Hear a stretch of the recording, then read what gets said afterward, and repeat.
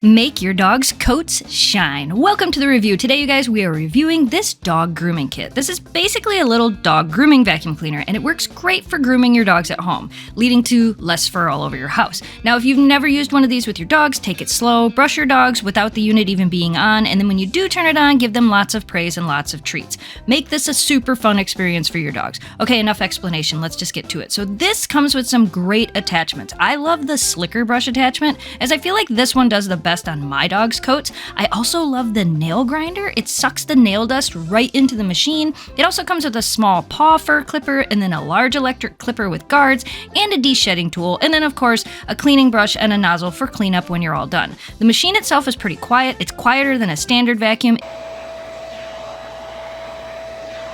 has a fairly large bin, so you're going to be able to brush your dogs for quite a while, so you don't constantly have to stop and empty it.